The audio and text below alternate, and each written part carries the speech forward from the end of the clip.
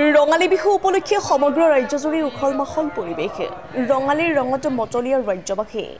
ওদালগুৰি ডুংপাৰা বৰখাস্তি ৰঙালী বিহু উৎসৱ উদযাপন সমিতিয়ে এইবেলি ৰঙালী জয়ন্তী বৰ্ষৰ ৰঙালী বিহু উদযাপনটি তিনিদিনীয়া বৰ্ণাঢ্য কাৰ্যসূচীৰে অনুষ্ঠিত কৰে। আজি দ্বিতীয় দিনা পুৱাৰে পৰা বিভিন্ন কাৰ্যসূচীৰ লগতে স্মৃতিগ্ৰন্থ উন্মোচন, জ্যেষ্ঠ লোকক সেৱাৰ পিছতে মুকলি বিহুৰ অনুষ্ঠান আৰম্ভ হয়। আনহাতে বিহুতলীৰ শুভ উদ্বোধন কৰে বিজেপিৰ সম্পাদক জোশ্ৰাং বৰুৱাই। মুকলি বিহু অনুষ্ঠানত বিহুৰ লগতে বিভিন্ন জাতি জনগোষ্ঠীৰ কৃষ্টিৰে জীপাল কৰি তোলে বিহুতলী। টংলাৰ পৰা অৰূপ বড়োৰ ৰিপৰ্ট, নিউজ 24 অসম।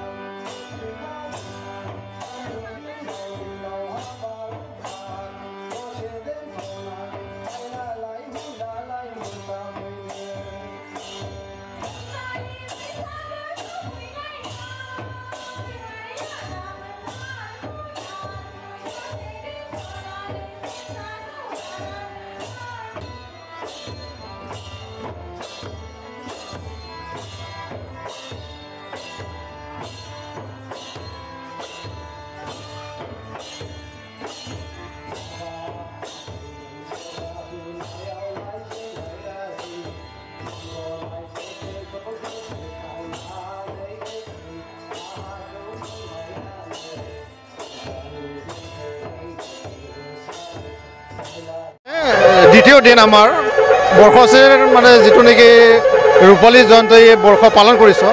আজি দ্বিতীয় দিনৰ কাৰ্যসূচী আছিলে আমাৰ মূল বিহুৰ নামত বিহুৰ যিটো নেকি বাৰে বৰণীয়া বিহুৰ দল বা অন্যান্য জাতি জনগোষ্ঠীৰ কৃষ্টি ইয়াত সমন্বয় ঘটাই ফেলে আমি প্ৰদৰ্শন কৰিবৰ কাৰণে এটা কাৰ্যসূচী লৈছিলোঁ। সেই কাৰ্যসূচী আজি আমাৰ মানে বতৰৰ অলপ বিঘ্নিত কৰা বুলি ক'ব লাগিব। বতৰৰ প্ৰতিকূল পৰিৱেশত আমি আজি বিহুতলীখন বনাইছিলোঁ যদিও এই বিহুতলীত আমি সেইখন অনুষ্ঠিত কৰিব নোৱাৰিলোঁ। আমি এতিয়া মঞ্চত মানে সেই কাৰ্যসূচী চলাই আছোঁ এই মুহূৰ্তত। গতিকে তথাপিও আমাৰ যি কাৰ্যসূচী সেই কাৰ্যসূচী সুকলমে চলি আছে বুলি পেলাই আমি ধৰি লৈছোঁ। ইয়াত আমাৰ অঞ্চলস্থসমূহ ৰাইজে এটা উৎসাহজনক এটা মানে অংশগ্ৰহণ ৰাখিছে। তেখেতসকললৈ আমি ধন্যবাদ জ্ঞাপন কৰিছোঁ। আৰু আমাৰ কাৰ্যসূচী তিনিদিনীয়া আছিলে। আমি বহাগৰ 14, 15 আৰু 16, ইংৰাজীত আমি 27, 28, 29 মানে এপ্ৰিল এই তিনিদিনীয়া কাৰ্যসূচী লৈ পেলাই আমি মানে এইবাৰ ৰূপালী জয়ন্তীটো মানে পালন কৰিছোঁ। সেয়ে গোটেই আমি যিখিনি প্ৰস্তুতি ৰূপালী জয়ন্তীৰ নামত কৰিছিলোঁ সকলোখিনি ঠিকে ঠাকে চলিব বুলি আমি আশা কৰিছিলোঁ যদিও বতৰৰ যিটো প্ৰতিকূল অৱস্থা তাত আমাৰ কিছু কাৰ্যসূচী বিঘ্নিত হৈছে যদিও প্ৰতিটো কাৰ্যসূচী আমি ৰূপায়ণ কৰিছোঁ। এইখিনি ৰাইজৰ সঁহাৰি খুবেই ভাল। ৰাইজে আমাক এটা মানে প্ৰতি বছৰে আমাৰ এনেকুৱা ধৰণৰ এটা আমাৰ অনুষ্ঠানখনত মানে বৰষুণ হোৱাটো একদম স্বাভাৱিক নিচিনা কথা। তথাপিও ৰাইজ ওলাই আহে একদম আমাৰ যিটো নেকি উদযাপন সমিতিৰ লগতে আমাৰ অঞ্চলস্থ ৰাইজে সাংঘাতিক ধৰণে আমাক সহায় সহযোগিতা কৰে।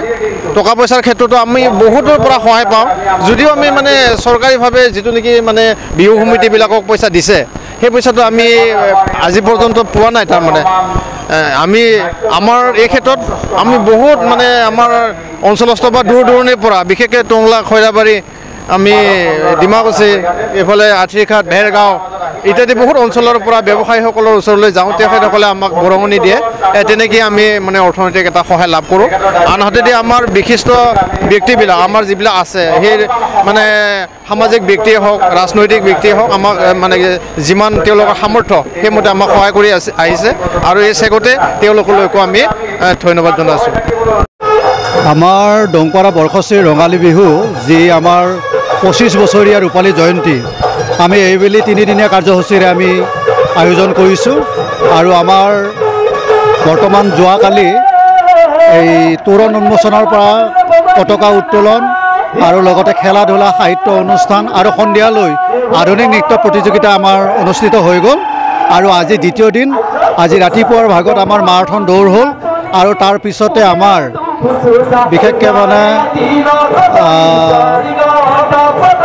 মুকলি বিহু আৰু আমাৰ স্মৃতি গ্ৰন্থ এখন উন্মোচন কৰা হ'ল আৰু সেই স্মৃতি গ্ৰন্থখন উন্মোচন কৰিছে আমাৰ মহিলাপাৰা মহাবিদ্যালয়ৰ অৱসৰপ্ৰাপ্ত অধ্যাপক শ্ৰী জিতেন হাজৰিকাদেৱে আৰু তেখেতৰ উদ্বোধন কৰিছে আমাৰ ৰাভা গণমঞ্চৰ সভাপতি শ্ৰী সুৰেণ মোহন ৰাভাদেৱে আৰু নিৰ্দিষ্ট বিশেষভাৱে মানে আমাৰ বিশিষ্ট অতিথি হিচাপে আছিল আমাৰ এই জিতেন হাজৰিকা ছাৰ আৰু ইয়াৰ লগতে আমি বিশিষ্ট অতিথি হিচাপে আমন্ত্ৰণ জনাইছিলোঁ আমাৰ শেখাৰ ডিমাকুচি শংকৰদেৱ হাইস্কুলৰ শিক্ষক আমাৰ কিৰণ শইকীয়াদেৱ আৰু এনেধৰণে আমাৰ স্মৃতি গ্ৰন্থ কাৰ্যসূচী উন্মোচন কৰা হৈ গ'ল আৰু তাৰ পিছতে আমাৰ আজি মুকলি বিহু ইতিমধ্যে উদ্বোধন কৰা হ'ল আৰু এই মুকলি বিহুৰ উদ্বোধক হিচাপে আমাৰ ওদালগুৰি জিলা বিজেপিৰ সভা সম্পাদক যশৰাং বড়ো ডাঙৰীয়াক আমি নিমন্ত্ৰণ জনাইছিলোঁ আৰু তেখেতৰ যোগেদি আমাৰ আজি মুকলি বিহুৰ বতৰ প্ৰতিকূল হোৱা স্বত্তেও আমি উন্মোচন কৰিলোঁ আৰু আমাৰ বিহুখনত আচলতে আমি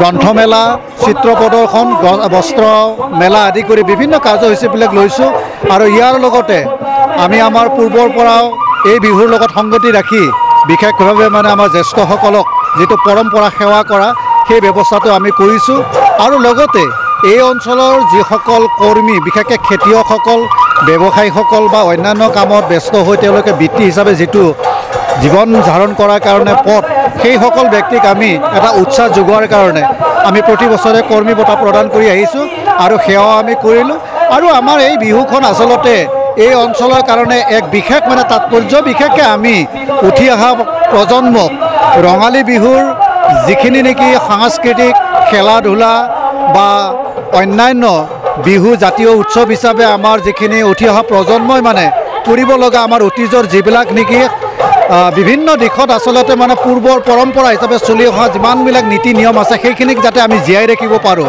তাৰ কাৰণে আমি যথেষ্ট প্ৰচেষ্টা হাতত লৈছোঁ আৰু ইয়াৰ লগতে শিক্ষা সংস্কৃতি সাহিত্য বিভিন্ন দিশত মানে আগবাঢ়ি যাওক আৰু গ্ৰন্থমেলাৰ মূল উদ্দেশ্যটো হ'ল উঠি অহা প্ৰজন্মৰ মাজত আমি ছাত্ৰ ছাত্ৰীবিলাকৰ মাজত পুথি অধ্যয়নৰ কথাটো আমি বিশেষভাৱে মানে পৰিলক্ষিত নহওঁ বিশেষকৈ মানে মোবাইলৰ যুগত মোবাইলে বেছিখিনি তেওঁলোকে ব্যৱহাৰ কৰে গতিকে এই ক্ষেত্ৰত যাতে উঠি অহা ল'ৰা ছোৱালীখিনি বিশেষভাৱে মানে পুথিৰ প্ৰতি আকৰ্ষিত হয় তাৰ কাৰণে আমি বিশেষকৈ মানে গ্ৰন্থমেলা প্ৰতি বছৰে আমি ইয়ালৈকে মানে মাতোঁ আৰু সঁচাকৈ এটা এনেকুৱা উল্লেখনীয় মানে আমাৰ বিশেষ তাৎপৰ্য যে আমাৰ প্ৰথম বছৰ আমি যেতিয়া ইয়াত গ্ৰন্থমেলা আয়োজন কৰিছিলোঁ প্ৰায় 4 লাখ টকাৰ কিতাপ তেওঁলোকে বিক্ৰী কৰিছিল ঠিক এইবেলিও ৰূপালী জয়ন্তীত আমি তেওঁলোকক মাতি নিশ্চয় তেওঁলোকে যথেষ্ট সংখ্যক মানে কিতাপ বিক্ৰী কৰিব আৰু সঁচাকৈ এই গ্ৰন্থমেলাৰ যোগেদি আমাৰ এই অঞ্চলৰ উঠি অহা প্ৰজন্মই যথেষ্ট মানে কিতাপ পত্ৰ পঢ়াৰ কাৰণে এটা হাতত লৈছে